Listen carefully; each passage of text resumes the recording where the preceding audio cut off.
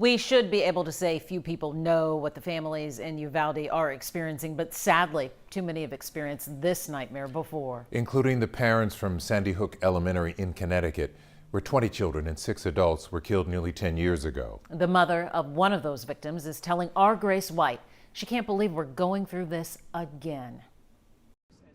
This one is very, very especially difficult for all of us because it is just so hauntingly familiar. The tragedy at Robb Elementary in Uvalde, all too familiar for Michele Gay. On a day like today, we are really calling upon that little spirit, that feisty little spirit. She lost her daughter, Josephine. It's been almost 10 years since Sandy Hook. Can you believe we're here again? I can't. I was, texting with one of my friends back in Newtown, just saying, I don't know, maybe it was, wishful thinking that we would never see a tragedy of this magnitude again. We first met Gay in 2019, a year after the Santa Fe shooting. She came to Houston. Her nonprofit, Safe and Sound Schools, hosted a school safety summit. There was a lot of people who underestimated.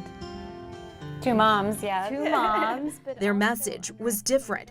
They made a decision not to jump in the debate on guns, but instead on what they call comprehensive school safety. What have you got? What's in front of you? Who's ready to help? What resources can we pull together today, right now, while those other conversations continue? This year, the mission is expanding, focusing on safety for students with special needs, inspired by Josephine, who had autism. Anybody who has any special consideration that we need to remember in times of crisis, that we need to plan for in times of crisis, just like Joey. It's her memory this mom stays focused on, and every time there's another school shooting. It's difficult to shout down those voices in our heads that say, you might as well throw in the towel, or it's just not getting any better. But it's her daughter who gets her through the darkest of days. I've caught myself several times having those internal conversations and really called upon Josephine to interrupt them and remind us that we made commitments, we made promises to her. What can we do,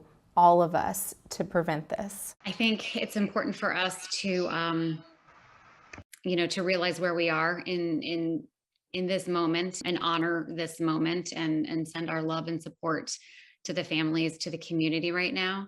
This mom encourages everyone to get involved in school safety and ask the tough questions. We have a link to her resources on khou.com. She does plan to come to Texas later this year to work with schools and says she will reach out to the families in Uvalde.